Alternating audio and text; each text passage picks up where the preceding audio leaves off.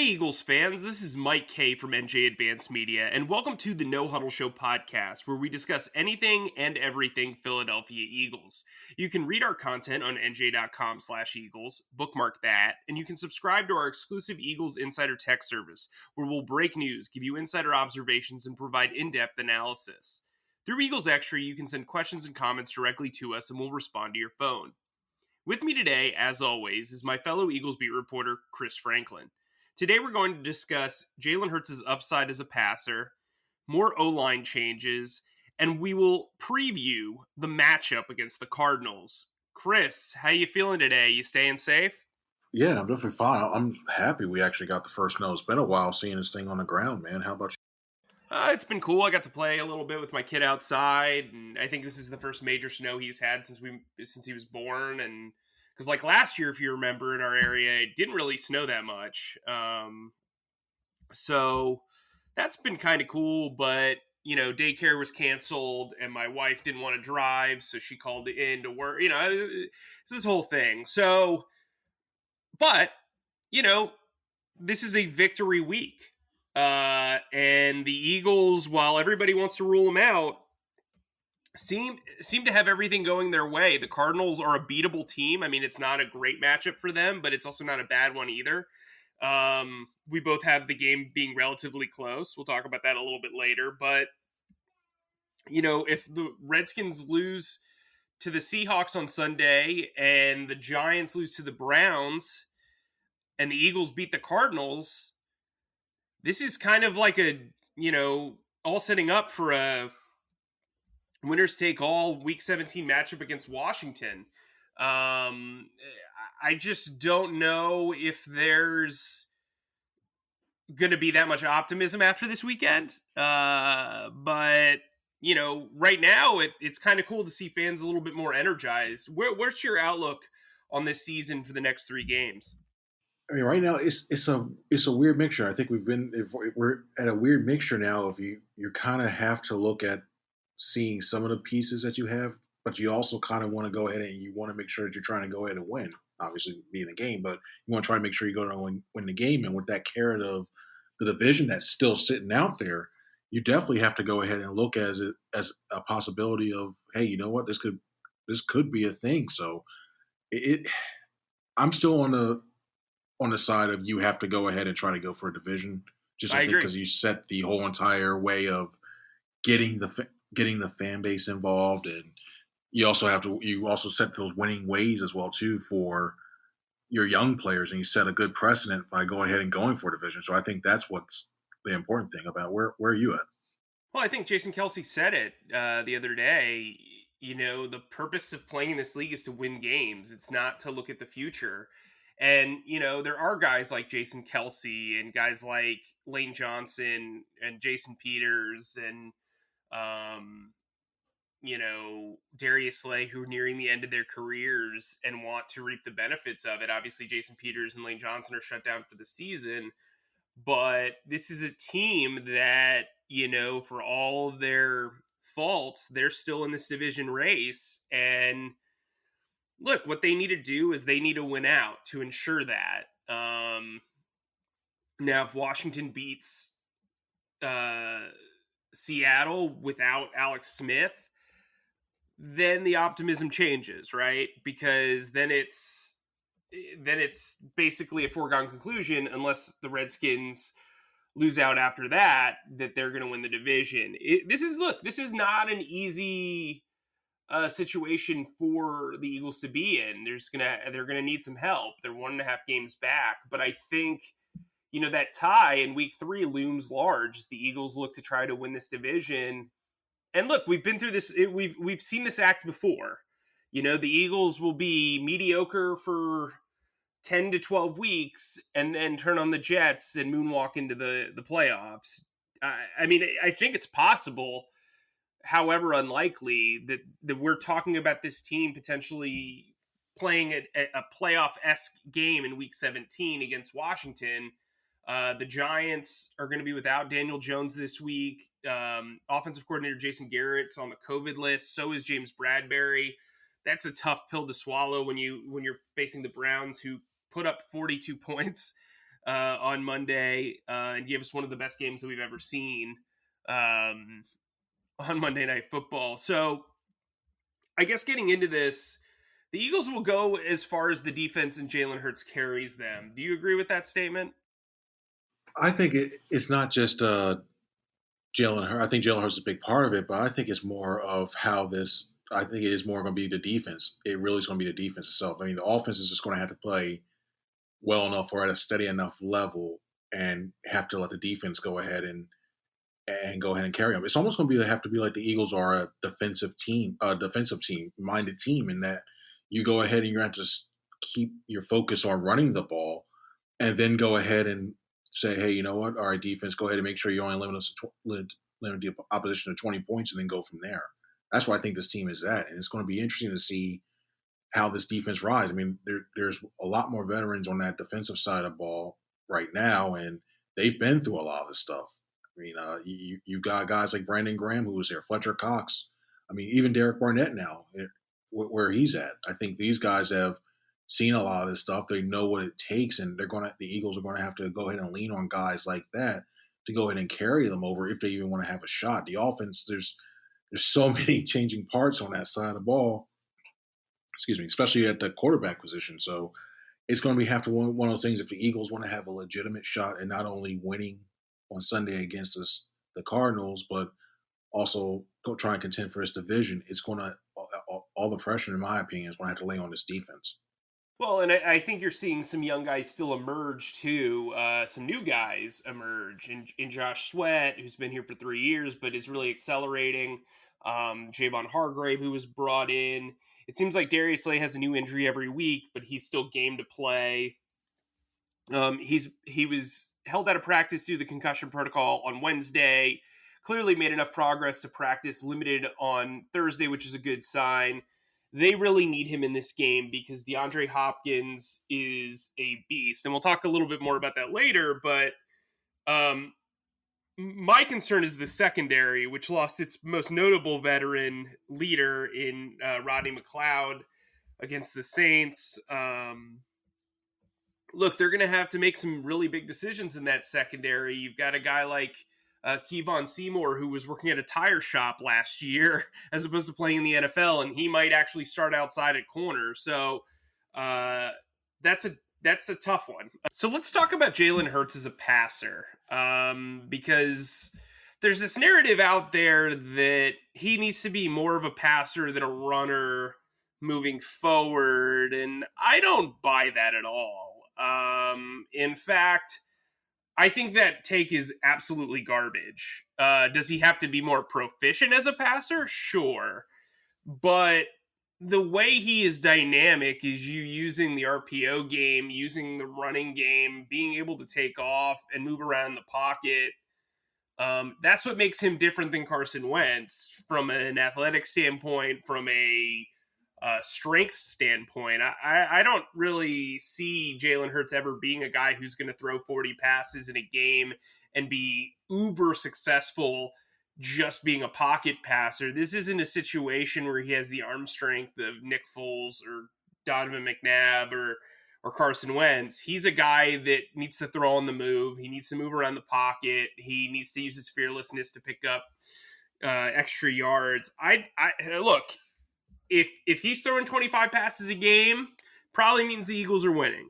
If he's throwing 30 passes a game, probably means the Eagles are in a tight one, might win, might not.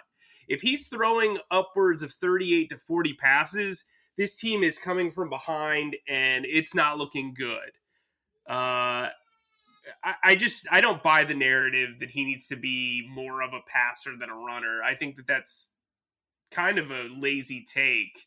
He's a guy who avoids contact pretty well. He knows how to get around on the field. He's got very good vision and awareness. He seems absolutely fearless, but with that fearlessness comes poise, and I think the poise allows him to kind of be in the moment and know where to go with the football. Are you concerned about him as being too run heavy?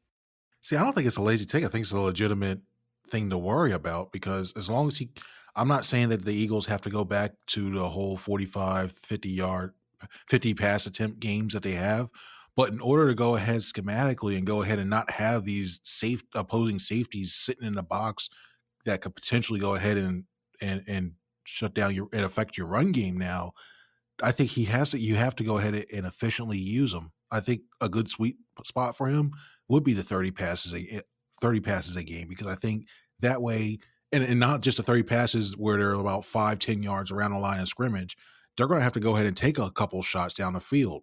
And in order just to go ahead and loosen things up, because we've seen what happens with this Eagles offense when teams start to not really respect any of the wide receivers or the tight ends and everything. The safeties come down within 15 yards of the line of scrimmage, and the next thing you know, the run game's all bottled up, and also you go ahead and those screen passes and those little slants aren't as effective because everybody's so close to box in. I wouldn't mind seeing 30, 35 passes out of Jalen Hurts in this game against the Cardinals to go ahead and establish, hey, you know what? And with that caveat that 5 of those shots be of 20 yards or more, to go ahead and go, hey, you know what? Let's go ahead and attack down the field. You're not going to go ahead and sit around the line of scrimmage, and we're not going to go ahead and try to let you beat you just with the legs. The more dynamic he becomes as a passer, the more potent and dangerous this offense can become. So I truly do believe that the offense has to be better with him as a quarterback. 'Cause if not, it's going to be it can get real stagnant really quick. So to me, that's a different take. That's a play calling situation. I don't think, to me, it's Doug Peterson saying, hey, I'm going to dial up these deep plays. That's not Jalen having to be more efficient as a passer. Yes, does he need to, do we want to see him have a 60% completion rating? Yes. But I think, that 30 spot is where I feel comfortable. But I think to say that he needs to be more of a passer than a runner takes away what makes him special. Like, he should be running 10 times a game. Kyler Murray runs 8 to 12 times a game. Like, Lamar Jackson runs at least a dozen times a game. Like, that's what makes them special. I think if you're expecting him to be a pocket passer, then you drafted the wrong kid. 2, you're not playing to his strengths. And look, I think there were things that Doug did really well in that game against the Saints. There's times where I felt like Jalen Hurts kind of bailed him out. But if this team's going to be a defensive-oriented team, they need to run the ball effectively. And I don't think that Miles Sanders is a guy who's going to be completely bottled up.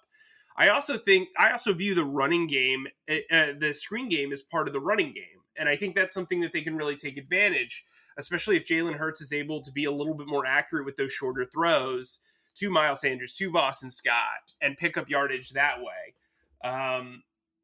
I have no problem with him throwing short passes. That doesn't bother me. Yes, should he take a couple of shots a game? Yeah, but he did take a couple of shots against the Saints. They weren't all very accurate, but I think he needs to be more accurate and more proficient deep. I don't think he needs to be more... I'm trying to think of a way to explain this. I don't think he really needs to change his short to intermediate game. If you want to say that he needs to be a little bit more proficient down the field, sure. But every quarterback needs to be. I just don't think... Maybe it's not a lazy take. I just think it's like a blanket statement. Cool. He's a quarterback. Yeah, he needs to be a better passer. But I don't think that you need to favor his tech. I don't think you need to favor his arm over his legs, is basically my point. I think it's going to be more of a sweet spot, because even though I look at guys like Lamar Jackson and Kyler Murray, yeah, they can be really, really proficient. They can really run around. If the best way to do it, I hope he develops into the guy he molds himself and try to model himself after me, which is Russell Wilson. Because I think a lot of times Russell, I think after a little bit of time, he was able to go ahead and decide, hey, you know what? I can still use my legs, but you know what? I can go ahead and, instead of getting 10 yards and potentially either having to take a hit or slide, I can go ahead and try to get, if I move around just a little bit more, I can go ahead and go down the field and get another 15 additional 20 yards from where I would be running to try to throw the ball as well too. I have no problem with if they roll them out, no problem at all. Like there's the regular rollout, bootleg, something like that for it. for him to pass first. I have no problem with that whatsoever. If there really is nothing open down the field, I have no problem with him running as well too. I just think if he finds, and that's going to come with experience, but if he finds a way to go ahead and goes and is able to determine, hey, you know what, this is a good spot to go ahead and throw the ball instead of just, hey, I'm just going to take off one read's not there, second read's not there, I'm just going to run now. Since he's starting to get more and more experience, that's going to be, I think, beneficial not only for his offense in the short term, but as his development in the long term as a quarterback, and for this, if he becomes the guy for the future, I think it's going to just benefit things long term with them. Yeah, but I don't think you can transition a guy to become that type of passer overnight. Like, yes, down the road, if you don't see progress from him as a passer, there's a problem. But like, I think where he's at right now, yes, he needs to be better. But the way he's getting the ball out quickly, how decisive he is, I think that's something to really kind of hone in on. And I think, well, defenses are definitely going to adapt. Look how dangerous Miles Sanders was when you had to respect the quarterback and his ability to run. Two of his 370-yard runs have come with Jalen Hurts on the field. He is a distraction. He makes the running game better. And I don't think that alienating his special gift as a runner is really going to benefit you. You don't want him throwing the ball a ton, but you also don't want him on a pitch count. I think he just needs to go with the flow. I don't think needs to be a directive here, if that makes sense. It does. I get what you're saying on that one. I just think when you look at and you're right, he does make things difficult on defenses when he's running, but I think over time you'll start to see if they're going to consistently go ahead and use that read option as a main catalyst to try to move the ball down the field or to try to stymie some of these defenses. It's going to get caught up eventually. The defense is going to eventually catch up, and then you go to the whole thing. If they're going to have a spy, are they going to start spying with a defensive back instead of just throwing a defensive end like the Saints did at one point? So it's going to have to come down to it's good for the short term if he's able to go ahead and run it. It's going to be okay, fine with the running game, but the defenses are going to eventually, and for all we know, it could be next week that these defenses are going to go ahead and catch up and start trying to play it a little bit better, and they're going to make them prove that, hey, you know what, you're going to go ahead and not only be patient to find the holes in zones when they're open, but you're also going to have to be accurate and be a better thrower. And I think that's what he's going to have to go ahead and get acclimated to do in the long. And even if it's now, not even just long term, but now, in order to make this offense go. All right. Well, here's that segues into my next point. So there's a problem with having him sit back there and pass the football. His name is Matt Pryor. He will be playing right tackle on Sunday against the Cardinals. There are people in that building that don't think he's athletic enough to play right tackle, and he's still playing right tackle. That's a problem. So I'd imagine they try to move Jalen Hurts out to the left as much as possible. This will be the 13th offensive line starting group in 14 games. Not ideal, especially when Hassan Reddick is coming off a 5-sack performance against the Giants, and he mostly attacked from the right side. What in the world is going on here? Jack Driscoll injured his MCL early in the game against the Saints and played through it. Jason Kelsey said he couldn't believe he played through it. Lane Johnson sang his praises. Where are you at with this O-line right now? And do you think Matt Pryor's the right or only choice for the Eagles at this point? This O-line is, I'll say this, Stoutland deserves the money he's getting this year so far, because that is a whole lot of shuffling and a whole lot of coaching up he's doing. I feel like the left side of the line, I got no problems with it. The right side, Herbig played better, so I'd have no problem with that. Pryor's not a right tackle. He's more of an interior guy. He really, his footwork, he still needs a lot of footwork to go on it. And at this point, I don't even think he's going to do that. And the fact that they're putting him in there over a guy like Brett Toth really tells you what they really feel. And I think he's not even the guy ready to go for that position either. So it's going to be one of those things where they're either going to slide a lot of protection. If I'm the Eagles, I'm going to go ahead, especially with Reddick not being the biggest guy at linebacker.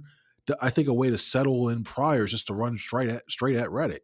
Go ahead and wear him down at first overall, and then once you frustrate him frustrate them by go ahead and you see that physical ground game. Then you go ahead and you not only have the tight end, you're probably going to need a tight end to go ahead and help Pryor out with Reddick when he's on that side. It's going to be, you're going to need one. So I think that's what they're going to have to. They're going to have to either slide it, and you're right when it comes to going to the left side. A lot of bootlegs, I think, are going to have to happen that way. But it's going to be. It might be an adventure if Reddick was able to do what he did against the Giants, and he's got Pryor now to go against. They're going to have to give him a lot of help, and not just the occasional chip by Miles Sanders or Boston Scott coming out the backfield. They're going to have to find a way. They're probably going to have to keep a tight end to that side just to make sure things are okay with them. And my guess is they'll promote or elevate Jordan Howard from the practice squad. He's pretty good in pass protection. They're going to need it. And what I'll say is this, as we get into this preview for the Cardinals, another reason other than Matt Pryor that I think this is a Jalen Hurts run the football game is the Cardinals play man coverage more than any team in the league, which means their backs are going to be turned to the quarterback. That is prime real estate, kiddos. I believe Cynthia Freeland on NFL Network said that they give up the fourth most yards to quarterbacks on the ground this year. Jalen Hurts is going to have room to run, and they're going to have to play keep away ball from the Cardinals offense. They're going to have to attack this team. Look, Patrick Peterson's still very good. You can attack Drake Kirkpatrick a ton with Alshon Jeffrey, but if who? Yeah, him.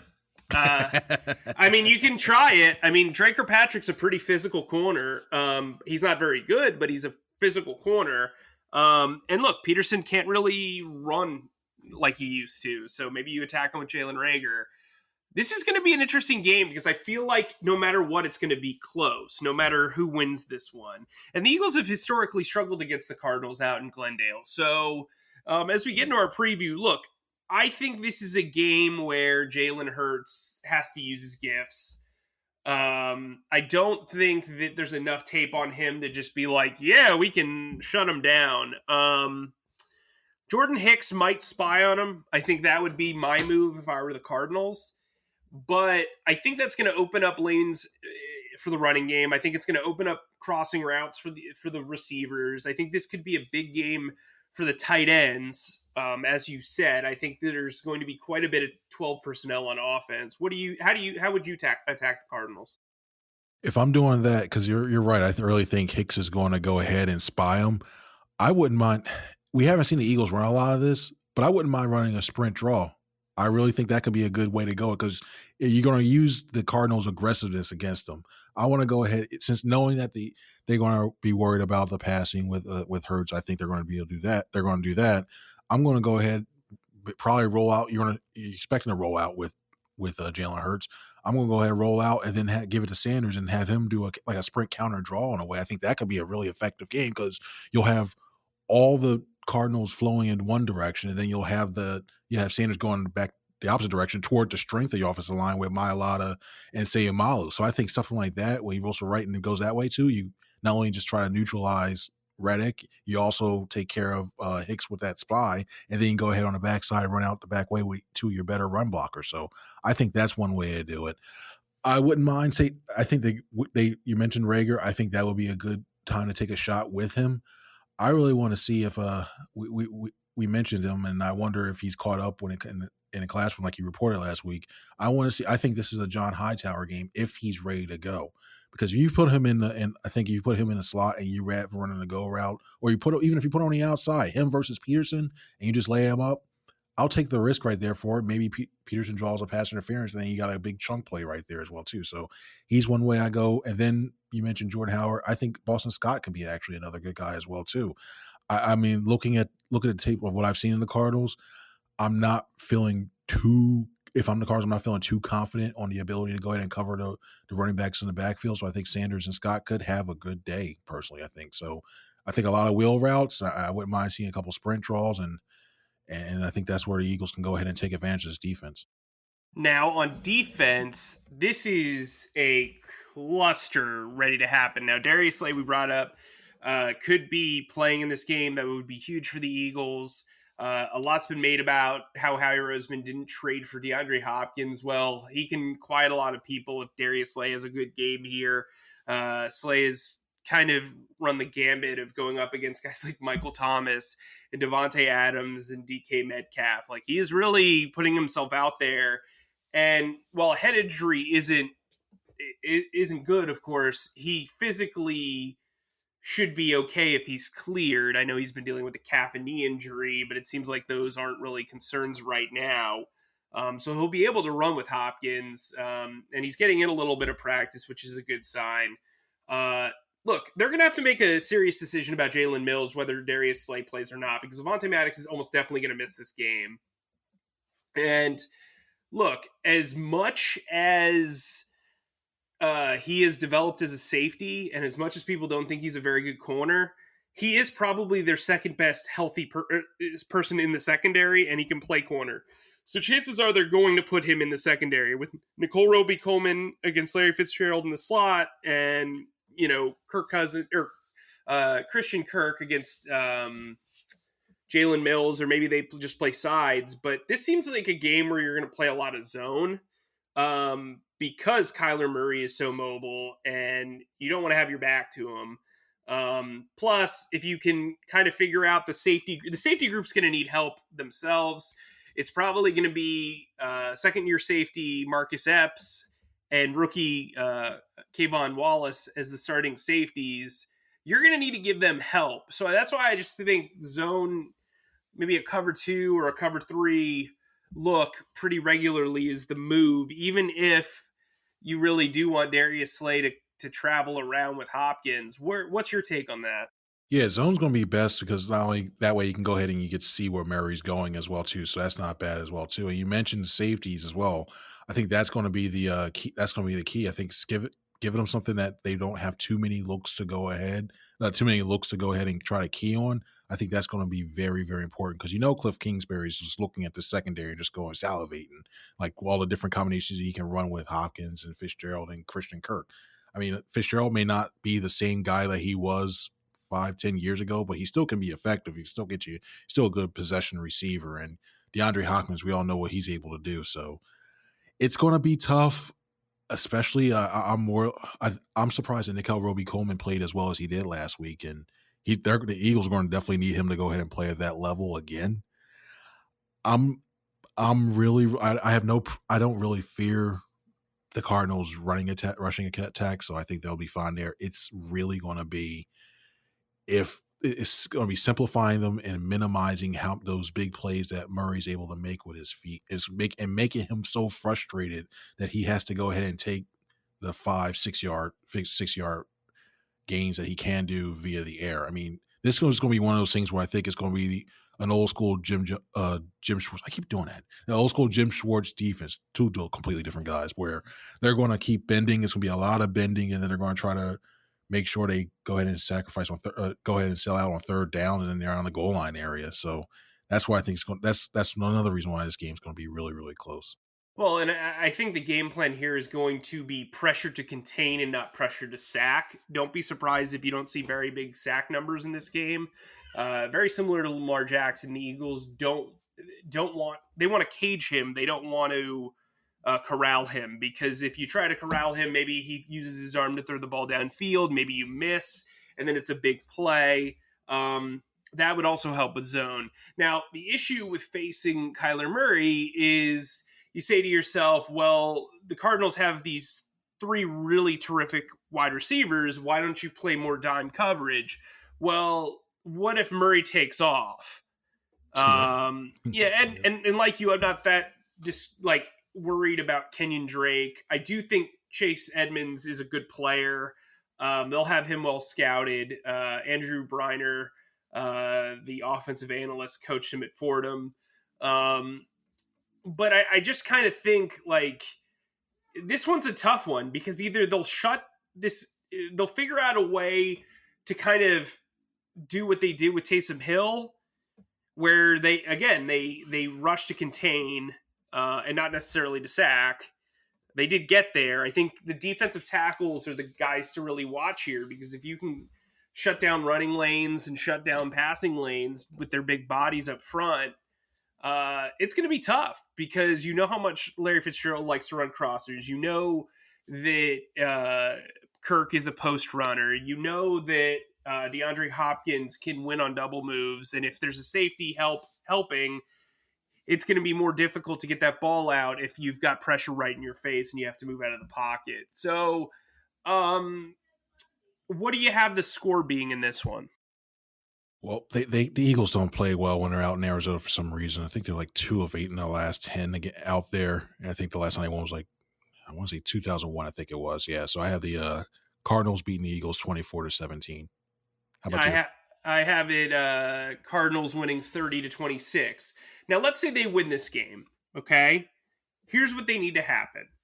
They need to be able to defeat... So basically, right now, the Redskins are... Or, sorry, not the Redskins. Washington, excuse me, are 6-7. They need Washington to be 7-7 in week 17 to have a shot. Because if they beat them, then they need them to be 7-8 going into, right? But my math's wrong. 6-8. That'd be they need to be 6. They have to be 6-8 to get into this thing, right? So the Eagles essentially need to win out to have 7 wins. Okay, that's the bottom line. The second they get their 9th loss, they're basically done. Unless Washington completely bombs out and the Giants bomb out. That's why it's so difficult to achieve this playoff. But they're in it. I mean, they are. We've seen weird things happen. We've seen them get help and get into the playoffs before. We've seen them beat Washington to get into the playoffs. So this will be an interesting thing. I mean, obviously we both have the Cardinals winning, but we also had the Saints winning last week. So maybe they'll surprise us. And you can follow along with us on Sunday at 4:00. Eagles Extra. You can sign up for it on NJ.com/text. You can download the No Huddle Show podcast wherever podcasts are available. For Chris, I'm Mike. We'll talk to you soon.